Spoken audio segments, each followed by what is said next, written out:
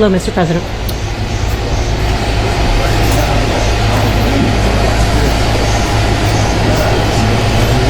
Mr. President, the President of the People's Republic of China. Good to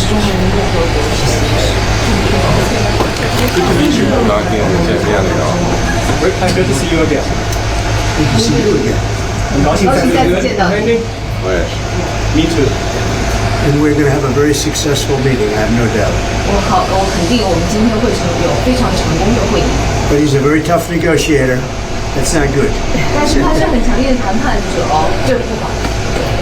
We know each other well. 我们相互之间非常了解。Mr. President, do you plan to sign a trade deal today? Could be. 有可能。他问他有没有今天签署贸易协定， We'll have a great 他说 understanding. 也许。但是我们会达成很好的 We 理 have a 解。 great relationship. We've always had a great relationship. Will they start buying U.S. soybeans again? 我们之间的关系怎么样？他问他是不是还在会买美国的大豆？ We discussed Taiwan, sir? 他们在商议问题。Which way? 问哪个那边？ Thank you very much, everybody. Thank you very much. It's a great honor to be with a friend of mine, really for a long time now, if you think about it. The very, very distinguished and respected President of China. And we will be having some discussions. I think we've already agreed to a lot of things, and we'll agree to some more right now. But President Xi is a great leader of a great country. And I think we're going to have a fantastic relationship for a long period of time. And it's an honor to have you with us. Thank you very much. Thank you.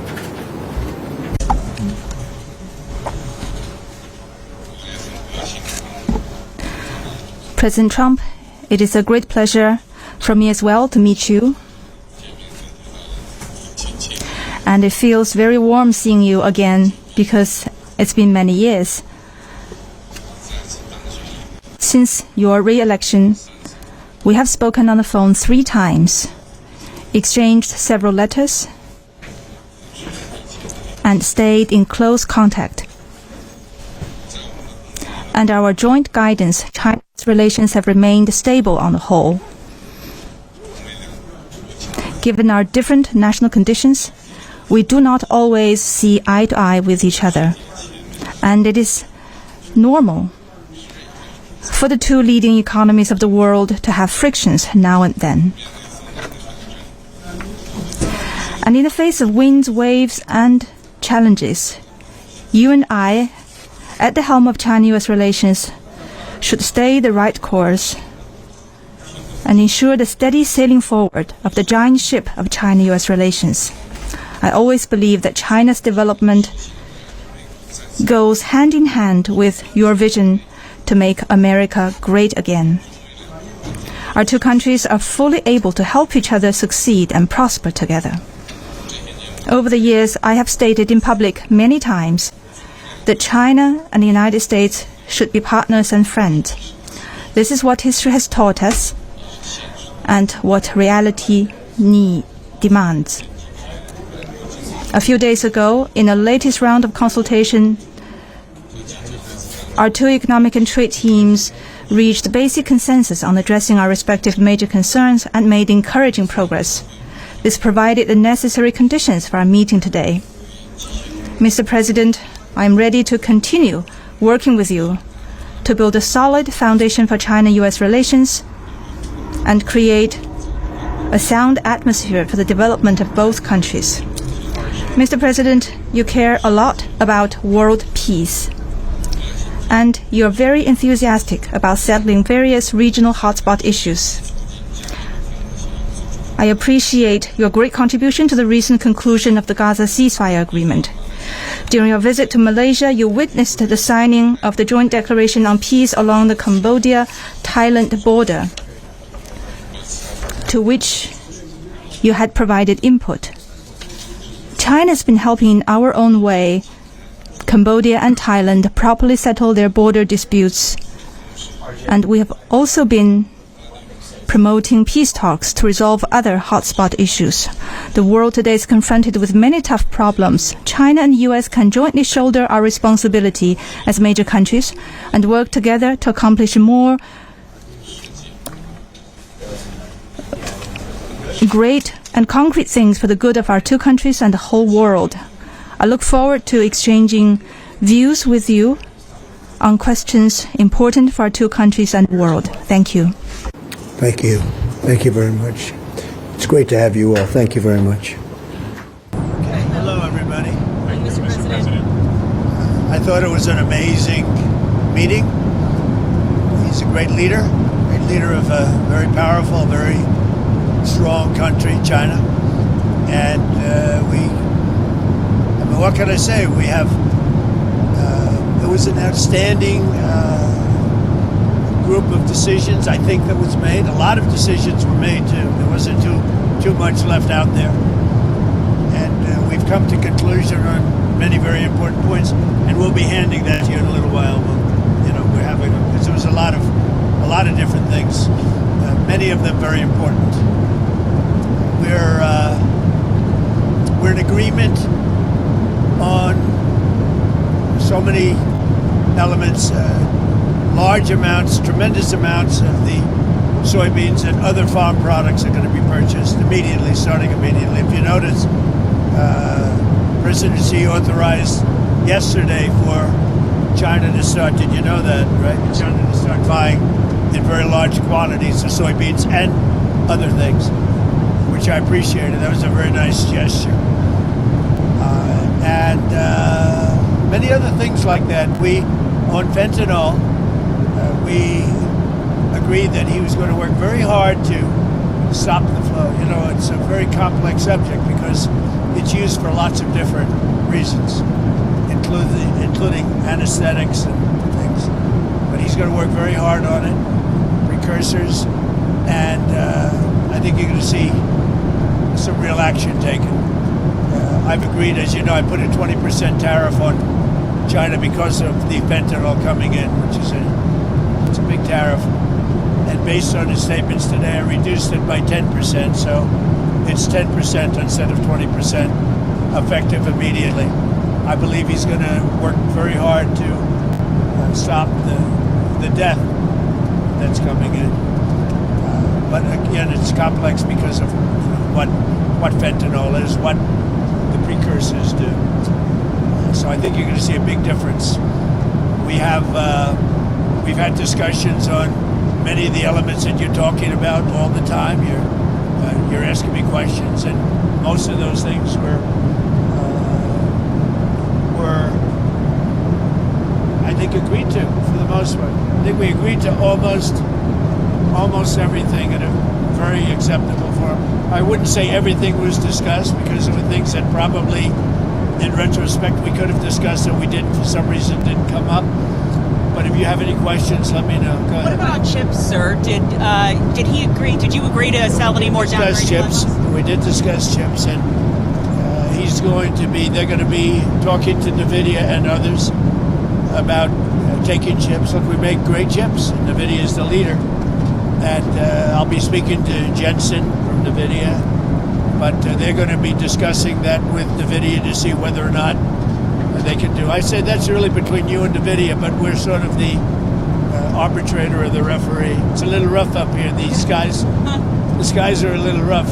And just to clarify, sir, that is the downgraded Blackwell chips. You would authorize those to be exported? No, not the Blackwell. We're not talking about the Blackwell. That just came out yesterday. But a lot of chips, a lot of the chips. And that's good for us. How soon do you think you'd be able to sign an actual... Please, come on. You know what you do? Yeah, come on. Let me stand right over here. Yeah, hey everybody, thanks. Let me just make a point on the chips. As the president was saying, there's so many chips we already sent to China, a lot of advanced chips, etc. And as he said, NVIDIA will talk to China and see what's possible. The Blackwell chips, of course, weren't discussed. We focused on export controls of China on rare earth, and they're going to keep those flowing, which is quite important. What are the major stumbling blocks that are left now to work through, and how soon do you think you could sign a trade deal with China? Well, I think pretty soon. We have not too many major stumbling blocks. We have a deal. Now, every year we'll renegotiate the deal, but I think the deal will go on for a long time, long beyond the year. We'll negotiate at the end of a year, but all of the rare earth has been settled, and that's for the world. I mean, worldwide. There's guess you could really say this was a worldwide situation, not just the U.S. situation. So we continue to produce the rare earths and buy the rare earths and everything else, when you see from other countries. But China is, that whole situation, that roadblock is gone now. There's no roadblock at all on rare earth. That will hopefully disappear from our vocabulary for a little while. So And is that a 1 year pause on the policy they announced? It's a 1 year agreement, and we'll extend it after a year. And what will like we do. It's a 1 year deal that will, I think, be very routinely extended as time goes by. And what will your new totally tariff? clear, they're not going to impose the rare earth controls that they proposed. President Trump and President Xi came to an understanding at that point. What will your new tariff rate on China's goods be once you It's the sign a same, deal? other than what the tariffs remain exactly the same. 55%. It's about, it was 57, now it's 47. And how long? Because we reduced it by the fentanyl, because I believe they are really taking strong action. We've already seen the action on fentanyl, and they're taking very strong action. So reduced to 10%. So that November date is gone when it was going to go up again? Yeah. Okay. That's right. So That's all. On fentanyl, they've agreed there are a variety of precursors. You may recall that actual fentanyl was scheduled by China in the president's first term successfully. There are certain precursors where they take whatever actions they need to control that. If they can control rare earths, we know they can control the precursors. And President Xi, I think, was very strong in saying he was going to enforce those laws internally. And of course, we'll watch that. And we'll He's work going to with be them. very strong in enforcing the fentanyl, everything having to do with fentanyl and regulations internally, including taking very strong measures against those that don't obey. And a variety of other tariffs still remain. Section 301 tariffs from the original, a variety of Section 232 tariffs. Some of these tariffs are, as the president mentioned, around 40%. For some individual products, it may go up to 100%, but as a general matter, it's about 45, 47%. So, sir, it sounds like you might be going to China then after the successful meeting. That's another thing we agreed. I'll be going to China in April, and he'll be coming here sometime after that, whether it's in Florida, Palm Beach, or Washington, D.C. Did you agree to anything on the shipping fees, the 301 shipping investigation? Well, that's been So we're going to postpone that while we negotiate with them about that issue. We're trying to rebuild shipbuilding. The Koreans just agreed to invest $150 billion in shipbuilding, so we think we have a good path forward. but that's no longer an issue. Did the war in Ukraine or Taiwan come up? We discussed that, and we discussed basically these are rough winds in Asia. I must tell you, this is a rough flight. We could have waited an hour, maybe. These are a little tough. These are tough conditions for interviews. They're going to be watching Trump. They're going to say he didn't look too good. He's got the shakes. I don't have the shakes, but people are going to think I do. You're pretty solid. So Ukraine, it came up. Yeah, it did come up. Ukraine came up very strongly. We talked about it for a long time, and we're both going to work together to see if we can get something done. We agree the sides are, locked in and fighting, and sometimes you have to let them fight, I guess. Crazy. But he's going to help us, and we're going to work together on Ukraine. There's not a lot more we can do. The oil, he's been buying oil from Russia for a long time. It takes care of a big part of China. And, I can say India's been very good on that front. But we didn't really discuss the oil. We discussed working together to see if we could get that war finished. It doesn't affect China. It doesn't affect us. And I'd like to see it done on the basis. I don't like to see 6, 7, 8,000 young people, mostly young people, for the most part soldiers, be killed. It's not costing us anything. In fact, we make money, and I don't even want to talk about making money. I don't care about making money in that case. But, we send weapons to NATO. They buy full price. They buy the weapons. They give them to whoever, but I think they give them probably to Ukraine for the most part. And we discussed all that. We're going to work together to try and get the war with Russia and Ukraine solved. What about the Taiwan issue, sir? It never came up. Taiwan never came up. It was not discussed, actually. What else didn't come up that you thought might come up? You had mentioned you didn't get to everything. We had a long meeting, as you know, but a lot of things we discussed in great detail. A lot of things we brought to finalization. A lot of finalization. I thought it was a great meeting. I think it was a very friendly meeting. It was a good meeting for two very large, powerful countries. And that's the way we should get along with a large, powerful. Why did you write your Truth Social about nuclear testing? What about resuming nuclear testing? What prompted you to do that right before the meeting? It had to do with others. They seem to all be nuclear testing. Russia? We have more nuclear weapons than anybody. We don't do testing. You know, we've halted it many years ago. But with others doing testing, I think it's appropriate that we do also. Any details around the testing, sir? Like where, when?